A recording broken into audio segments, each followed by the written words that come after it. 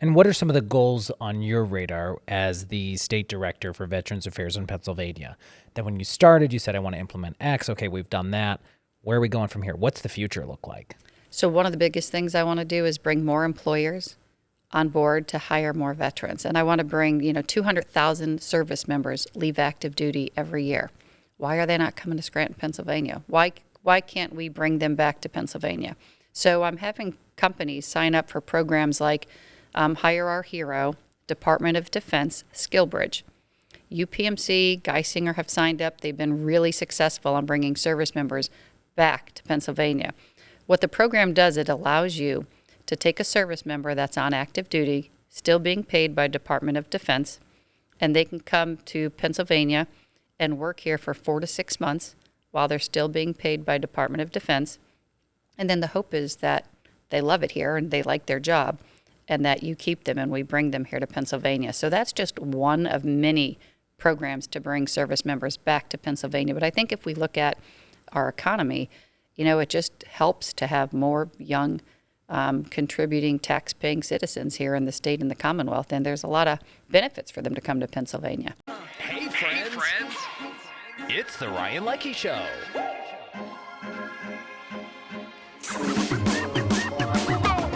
Welcome to the Ryan Leckey Show. Hey, what is going on, everybody? Super stoked to bring you this edition of the Ryan Leckey Show, and I'm going to get right to it. If you are a veteran, you know a veteran, ever ran into a veteran, you got to check out this show because I'm super pumped to have the one and only Deputy Adjutant General for Veterans Affairs in the state of Pennsylvania, a.k.a. the State Director of Veterans Affairs for PA, General Maureen Weigl. How are you? I am well. Thank you for having me. I am super stoked. So I never had a one-star general on the podcast, and I am so just not only impressed by you, you've been such a great mentor and sounding board, and you're such an amazing resource for veterans specifically and their families all over Pennsylvania. And to have you on this couch, I was like, this is going to be amazing. But, we connected. I think what's really cool, the podcast is obviously filmed in northeastern Pennsylvania, and you are an NEPA native, born and raised in Dunmore, Pennsylvania. I love this. And we want to get to your story, obviously, how you became a one-star general, right, in your background, and also the amazing resources and the untapped resources people don't know about for veterans. We're going to dive into all that. But I think when we look at your title, right, the one that you had to help me pronounce before we started this, Deputy just say it again? Adjutant. It almost sounds like adjunct professor. Yes. Right? But you are the state director for Veterans Affairs for Pennsylvania. Correct. Give me a snapshot. What is that job you have? It is the best job in the Commonwealth, hands down. I served for 25 years, and I get to serve the over 720,000 veterans and their families, including National Guard, reservists, Army, Navy, Air Force, Marine Reserves, and their family here in Pennsylvania. So I run 6 long-term care nursing homes. One of them is right here in Scranton, Pennsylvania, the Gene O'Murley Veterans Center. And we also do outreach for all of the veterans. So we work with all of your county directors, your service organizations like your American Legions, VFWs, AMVETs, DAVs. We train all of their service officers to help veterans. And we work with the nonprofits. Obviously, they're our bread and butter, the folks that take care of veterans every day. So it's a fun job. What branch of the military did you serve in for more than 2 decades? Army Reserves, and Army Guard, all 3 services of the Army. Gosh, and how did you get to be a one-star general? Which is still pretty cool. I mean, I never had a general on the. I think it's super impressive, and especially what you're doing with your experience to make an impact to veterans all over the state. But how did you get to that level? Because I mean, it's not just a couple years in the biz and the service. I should say you have been through a lot of stuff. You're also a mom of 2 kids. Yes. You're a wife. Like, it's insane what you've juggled, and I see what you're doing now with your career. But how did you get to that? Take me through sort of your military background before we go into even what you're doing for vets. Sure. Tell me about why you joined the military, your experience, and some of the stuff you ran into. Because I remember when you were a mom, some people were like, oh, how are you going to do this? Exactly. You're supposed to be a mom. How are you going to serve in the military? So I was very fortunate. I went to the University of Pittsburgh, and I met a wonderful nurse who was in ROTC. I would not have known about the ROTC program. I was at Pitt. She said, oh, you should try this program. And I played basketball in high school, and I missed the team concept and I missed the competitiveness and frankly the workouts. I was becoming a slug as a college freshman. So I joined ROTC because you could take it for 2 semesters without signing a contract. So I just did it for the fun, but it was so much fun. I mean, I just really loved all of the competitiveness, the team dynamics, the whole pattern, and it just resonated with me and I clicked. And so we were jumping out of, rappelling off of rocks in West Virginia. We were going out in the woods and shooting all kinds of weapons, which I never had before. And this is while you're in college. In college. And she's a fellow Pitt grad, so am I. Yes. But which is super cool. I'm like, I knew I liked you. Yes, and then they said, well, you could jump out of airplanes. And I was like, sign me up. And they said, well, you have to contract. And I was like, oh, that word contract. So I finally said, okay, I'll do it. But I missed the scholarship opportunity. So then that summer I went to basic training in AIT in between my freshman and sophomore year of college. And I was a private. So I started out as a private at Fort Jackson, South Carolina.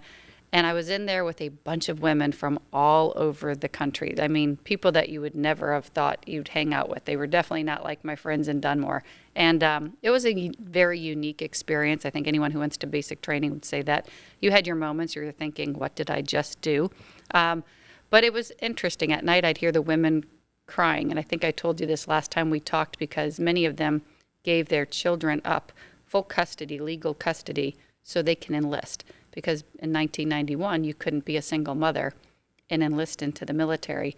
So I watched these women who were not athletic, really challenging themselves.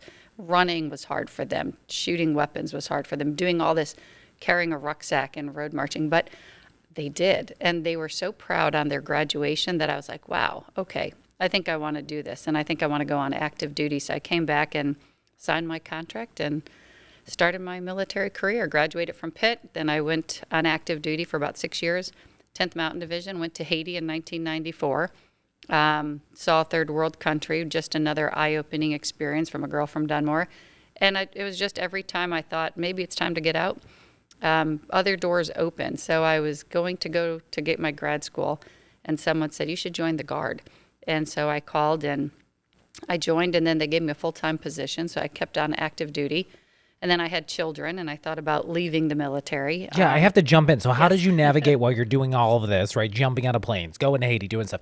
How did you end up finding the time, or what? You meet your husband, you have the kids. Like, where does all that fit in? I feel like we should zip by it. Well, it's kind of funny. I met my husband when I was in college. And when I was getting commissioned and you had to pick down your wish list, I said, well, I'll put Fort Drum, New York, because he was up in New York at that time, on the bottom of the list. I really didn't want to go there. I wanted to go to Europe and Hawaii. And I said, if it works out that maybe they keep me in New York, maybe we could stay together. So it worked out, and I ended up getting Fort Drum, New York. So he and I probably were married while I was still on active duty. And then I ended up down in Albany, New York, where he was. And that just kind of really worked out well. So he and I have been together since my 21st birthday.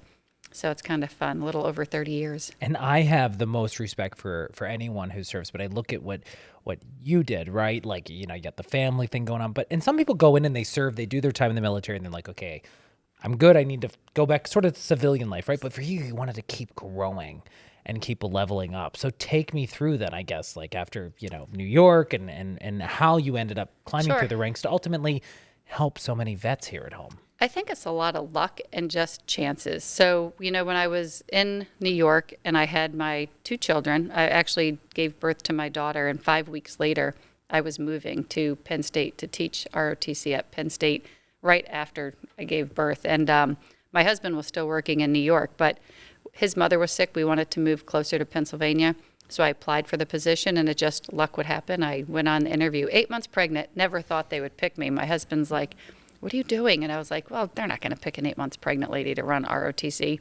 And I come out of the interview, I looked at him and was like, oh, I think we're going to be moving to Penn State. He's like, I have a business. So, I have a great spouse. He recognized that this was the right move to get closer for family. We had a means to an end, so my job was able to facilitate our move to take care of his mother. So we put all of life's stresses in one basket. We went from 2 incomes with 1 child to now 1 income, 2 children, and a mother-in-law with Alzheimer's, all into one move in a brand new house in an area that we did not know. And now I'm in the Pennsylvania Guard and knew nobody. So it was like you take all those stressors, but you kind of just roll with it. It's kind of what the military teaches. You suck it up and you just every day you get up and you just focus on what has to get done, you don't have time to think, what am I doing? Is this the right move? We just didn't have time to do that. And then he started a career, and the poor guy, he is an investment broker, and he opened a business, and that's right after 9/11, and the Pennsylvania Guard were activating the largest number of Guard service members, and they asked me to come down and help them run the mobilizations. So we had just got settled into our house in State College, and within 18 months, they're like, you need to come to Fort Indian Town Gap, Harrisburg, Pennsylvania. I looked up at my husband, I was like, I guess we're moving. He's like, I just opened an office. I was like, well, just tell them we have to move. Wow. So, it's just stuff Talk to about do a supportive together. spouse, though, too. Very supportive. And, I was the mom with 2 young kids, and, we had daycare, and people would look, and there were a lot of stay-at-home moms in my neighborhood, like wondering, why would you do this? Just let your husband work. And, people that worked with my husband said, you could be the breadwinner, just let her stay home.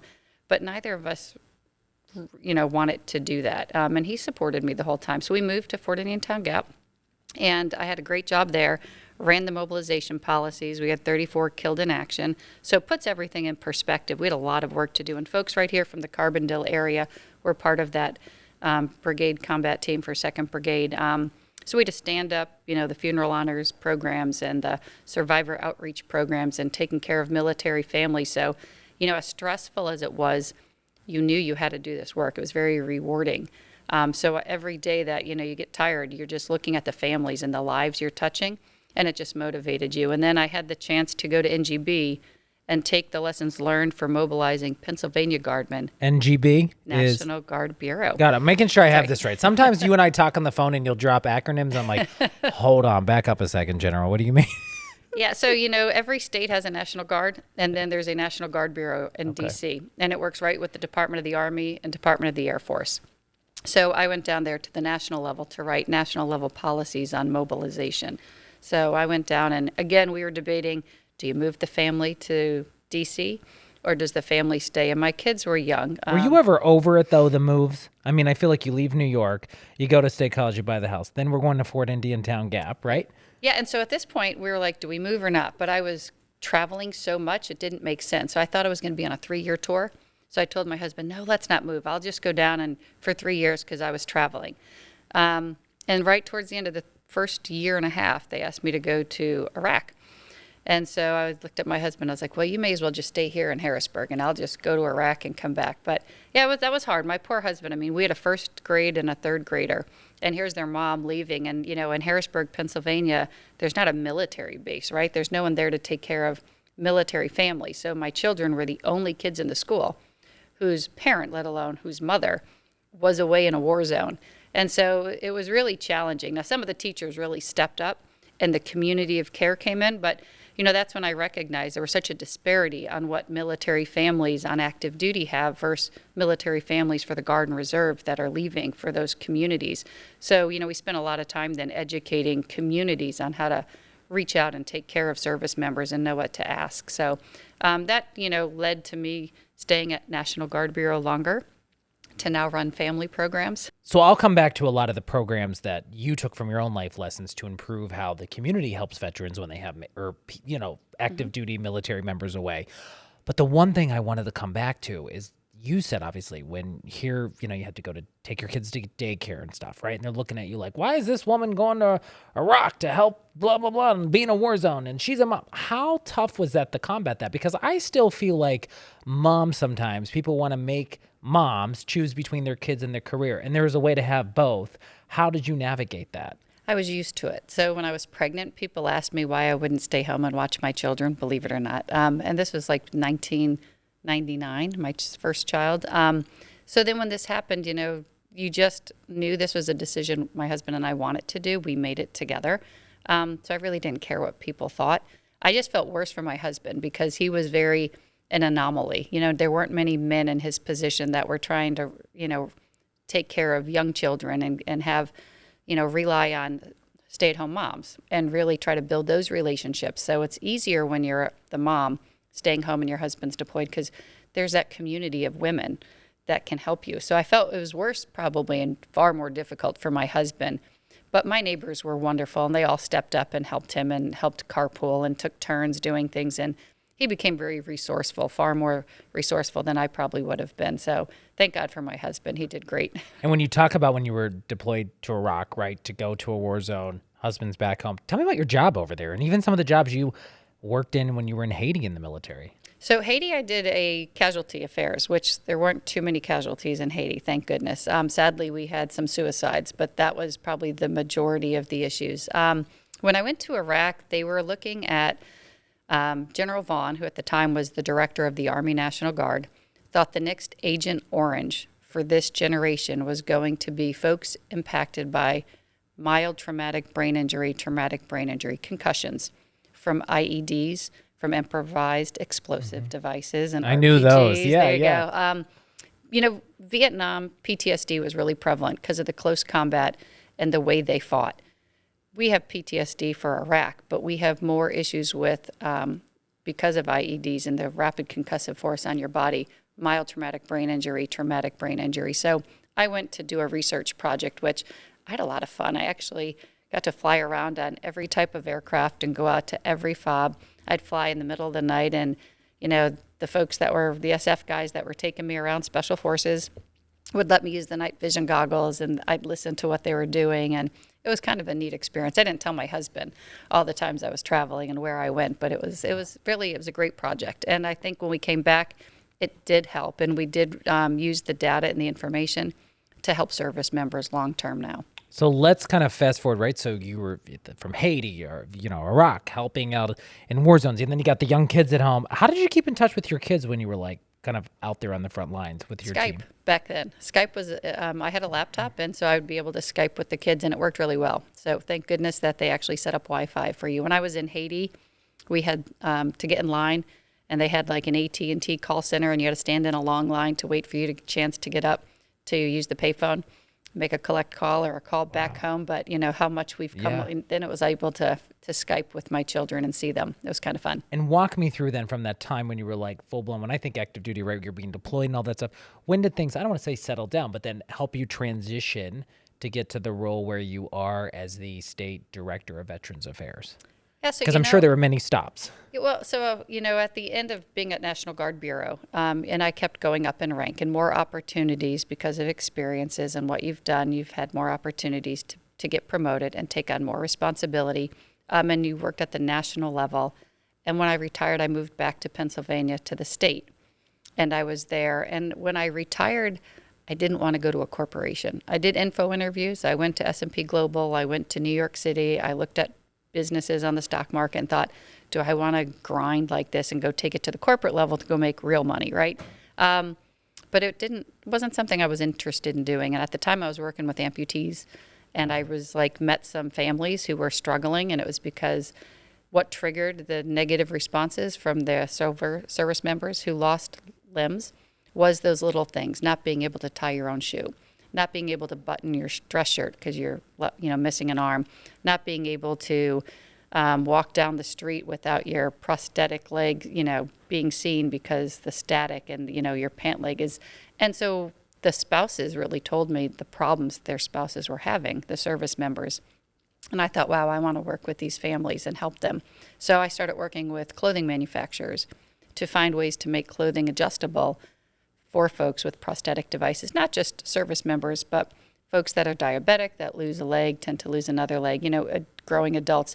And I thought there's something we could do. So as I was doing that, some people called me and asked me to do government contracting to help them. So I started doing that. I ran my own LLC, became a woman-owned, service-disabled, veteran-owned small business, and I was into all the contracts that I managed when I was on active duty. So the family programs, working with the state. So I had a lot of connections in the states, and I knew all these programs. And when they called and asked me if I would take this job, I was like, of course. And it was just easy to transition to this because I've been working with the veteran space for so long on so many different programs and policies, and I was very familiar with the transition process. So I was like, hey, this is great. So it's perfect. How many women have held the role of state director for Veterans Affairs in the state of Pennsylvania? I'm the first. Check that out. Yes. Yeah, I kind of had the feeling you were, but I just wanted to confirm that. And walk me through, though. I mean, your day-to-day is like nonstop, right? Even holiday weekends, right? You're in parades, you're working, you're meeting vets. What is there's so much that your job involves, but like kind of walking me through some of your day-to-day and your role to ultimately help veterans and families in Pennsylvania. Absolutely. So on a normal day, I guess I can't say a normal day. So tomorrow I'm going to my nursing home. So I'll walk around, I'll meet the families, I'll talk to the veterans that are in Geno Murley Veteran Center. Since I'm in here in Scranton, if ever I'm close, I'll go visit them. I'll often, after I visit all of them and talk to the staff, I will go visit the county directors, because each county has a veteran coordinator, a state director of veteran affairs. And they're the ones that really take care of the folks that walk in and out of the office. So we train them. So I'll visit with them. I'll see some nonprofits. If I'm out and about, I'll stop by an American Legion that I haven't been to go in and introduce myself, start talking to people, asking them, how are things going? What's needed? Do they know about these services? And see where the gap of communication is. I love doing that, just drive-bys. I'll even stop by homeless shelters that are for veterans, and I'll sit down and have a cup of coffee and, to learn how people got into the situations and are struggling. It's nice to hear their stories and figure out along the way where could we have intervened to help them. We know how we're helping them now.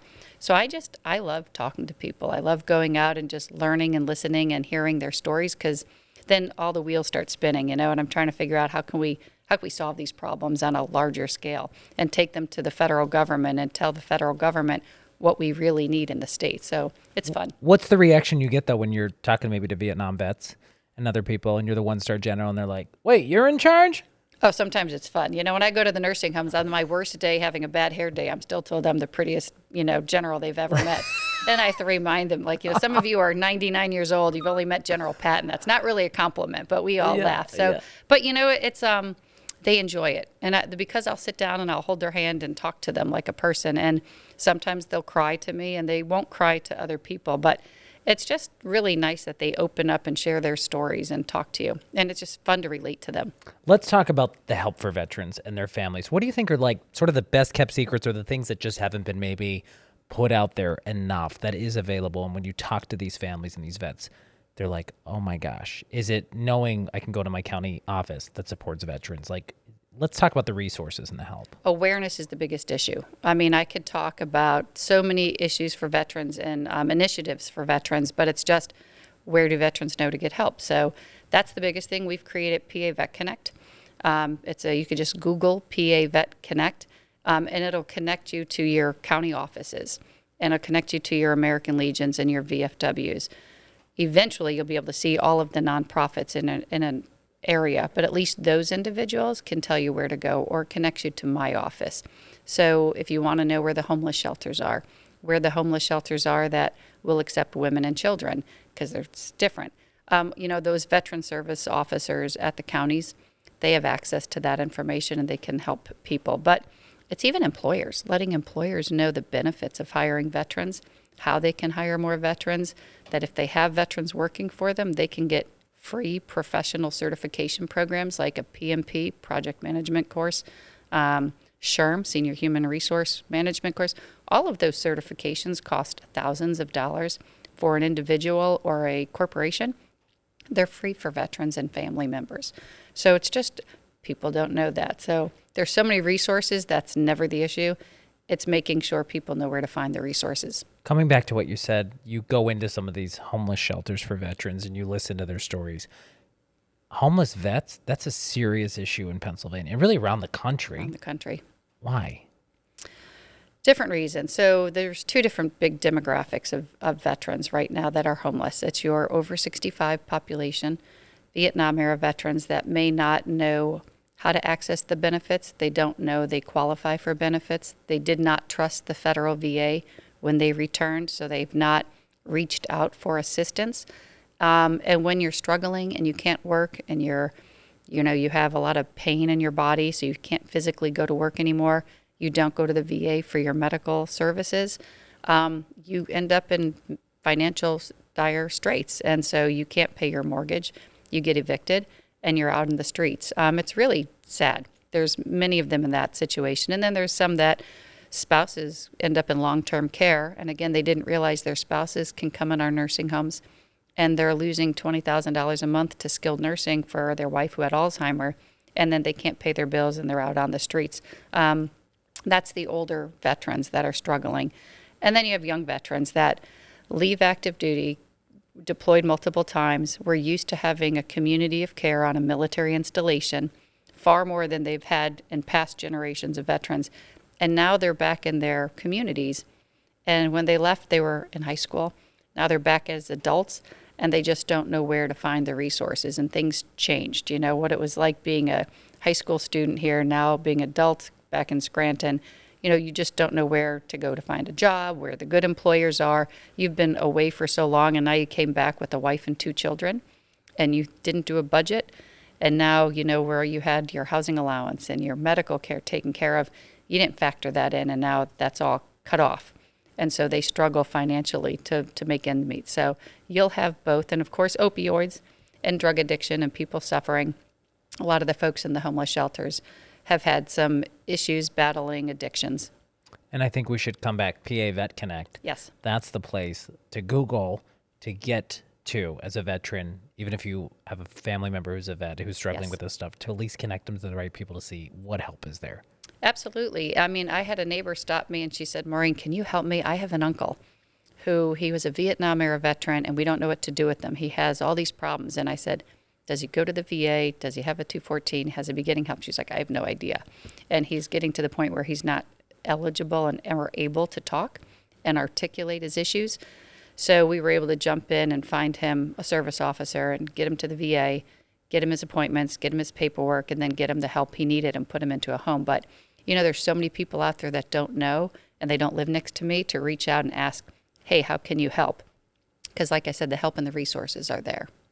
Where do you think right now enlisting stands with the military in general, right? Are you seeing not like the Gen Z crowd enlisting into the military like people did back in the day? Like, what are your thoughts on where we stand with numbers across all branches? It's terrible.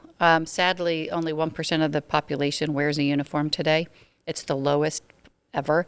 And the last 3 years, our recruiting and retention has been a real huge challenge for the services. Why do you think that is?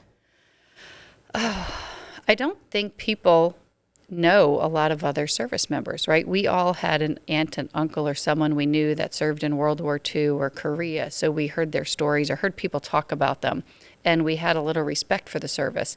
Today, like even when my kids were in school, no one else had a family member that they knew that was a service member, you know, so they don't have the familiarity with service and they don't understand military service. And there's a lot of preconceived notions that if you serve, you're going to have post-traumatic stress disorder or you're going to have problems, you're going to be homeless and all these medical issues. And, you know, the fact is most veterans thrive. I was on a panel this week with 4 amazing entrepreneur, highly successful individuals. And they were surrounded by 75 fellow veterans, all entrepreneurs learning about leadership and talking about how to succeed in business. And, you know, we don't always focus on the positives. You know, we don't tell people that the Fortune 500 companies, the majority of CEOs had military service. You know, there's so many benefits to service, but we don't talk about it. And schools don't let recruiters in as often as they used to. What do you think, as you have climbed through the ranks, what are the biggest leadership lessons you have learned that you try to implement in the way you kind of roll day to day as a leader and the head of the for Veterans Affairs for the state of Pennsylvania?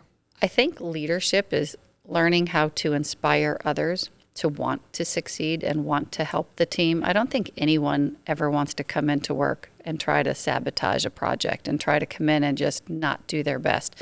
So I think leadership is really learning how to relate to individuals, everybody on your team, and look for their strengths and how do you help them see the strengths and help them find the motivation and the inspiration to be part of the team and to not give up. I think if everyone knows they're part on the team and they feel like they're contributing and they find that positive aspect, that I think the team's going to thrive. And what are some of the goals on your radar as the state director for Veterans Affairs in Pennsylvania?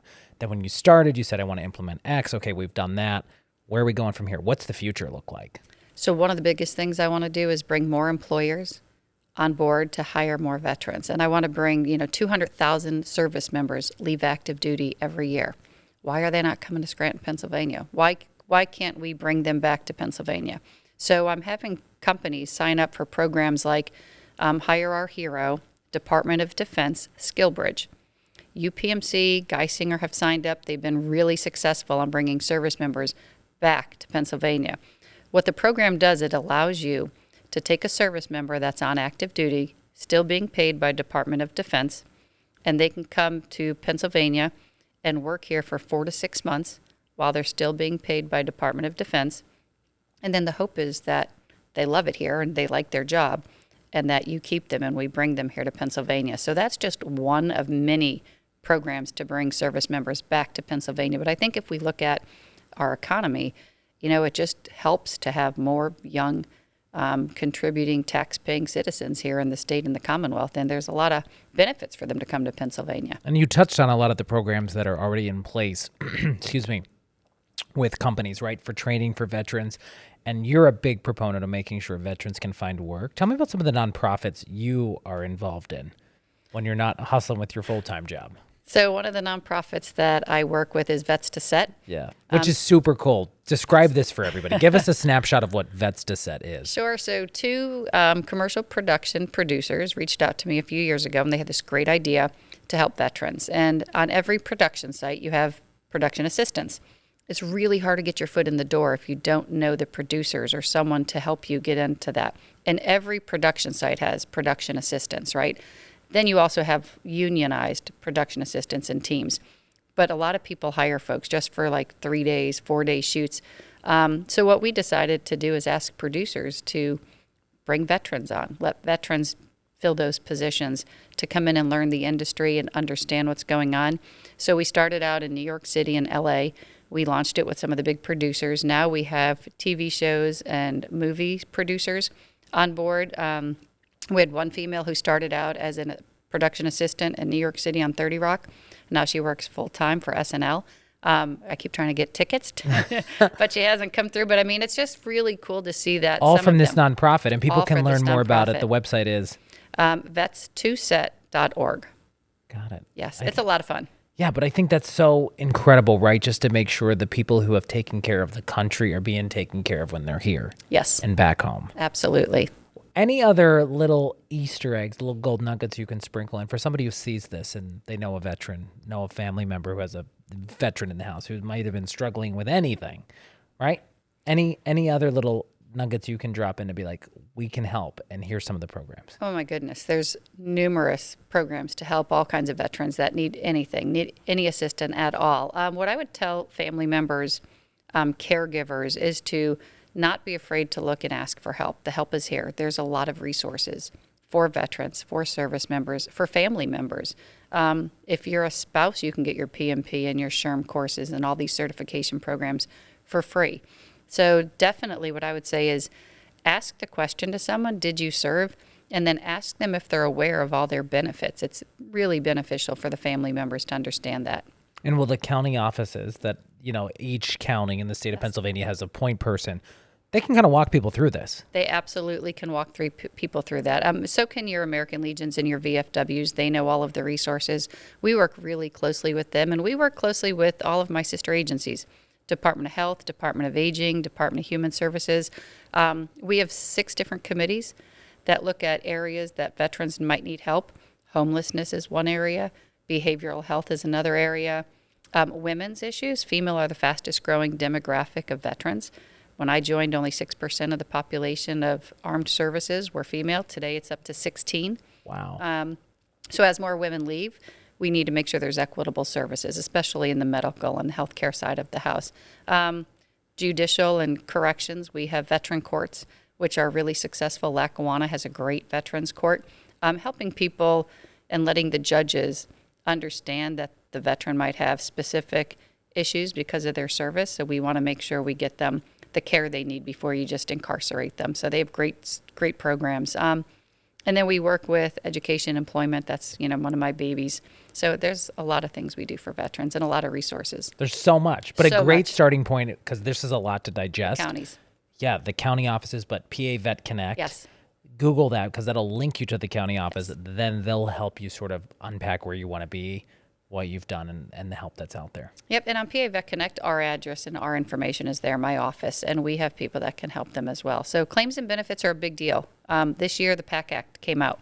And what I really want everyone to know is, even if you think you're perfectly healthy and you don't have any service-connected medical issues, do the paperwork, sign up on the registry for the PAC Act. So what the PAC Act said is, folks that were in Vietnam, if you were exposed to Agent Orange, we're going to presume if you have certain cancers and certain issues that it was because of your time in Vietnam.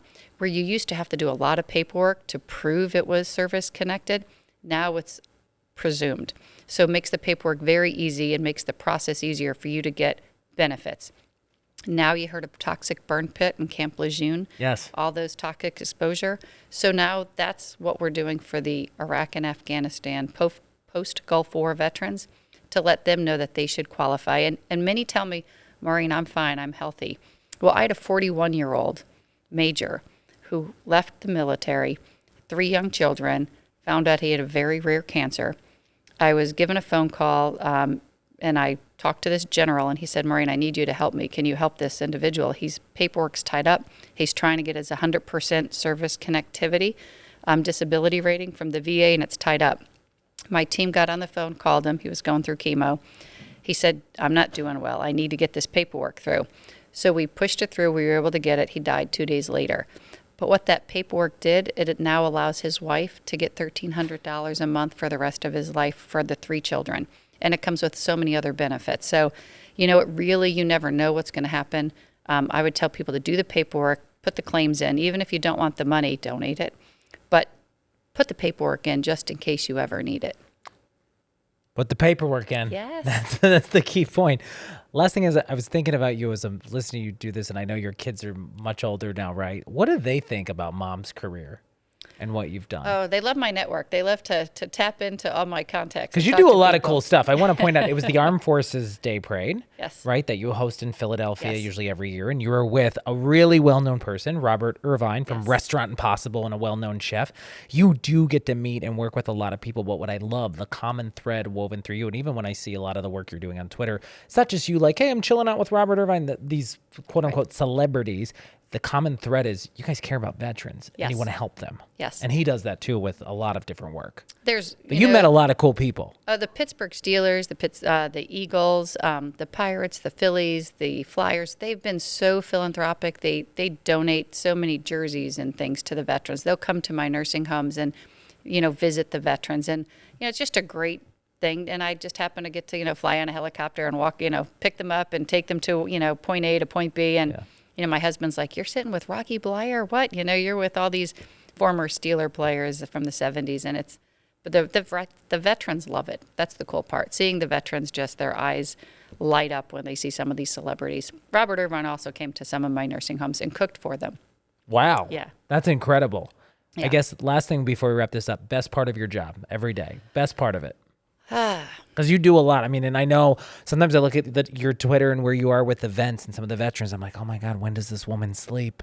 Right? The best part of my job is, on your worst day when you think there's no humanity and you just want to be really discouraged with what's going on in the world, I will tell you, if you walk into the shelters or go to my nursing homes, my staff and the caregivers at the volunteers at these, homeless shelters, they're just amazing individuals. They're just angels. All of my nursing staff and my staff at my homes, all of my veteran service officers at the counties, the folks that work every day taking care of veterans, my regional outreach coordinators, my entire team, they're just amazing. But so are the folks that are out in the communities volunteering and taking care of people. So the best part of my job is I wake up and I meet new amazing people, and I'm just so happy and thankful that I had the opportunity to meet and learn and see so many amazing individuals taking care of our veterans. It's amazing. It's so much fun. I love that because I know when I talk to you sometimes too, and after you visit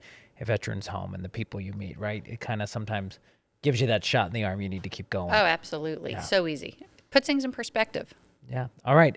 Before we go, any websites or anything else you want to drop before we wrap this up? Resources. PA Vet Connect is a great starting point for a lot of people. PA Vet Connect, DoD Skill Bridge for employers, Syracuse University Institute for Veteran Military Families. That's where folks can learn how to start their own entrepreneur programs as a veteran-owned small business owner. And if you're a vet, it's covered, right? Yes, and all those certification programs we mentioned, those are just 3 of many. I mean, there's so many. Just if you get onto PA Vet Connect, we'll connect you to all your resources. You know, as much as you've done in your career, look at you, I still feel like you're just getting started. You've done so much. Like, what's next? Where are you going to be in 10 years? Stay tuned. Stay tuned. Yes, absolutely. All right. Thank So glad. you. Thank you for your time, by the thank way. you. I know you were like nonstop mover and shaker, so I said to have the general on the podcast today was great. Oh, this was my pleasure. And I thank you for taking the time to talk about this wonderful topic, talking about veterans, especially right before Memorial Day weekend. So thank you. Yeah, good to see you. You too. All right. And thank you Thanks. so much, everybody, for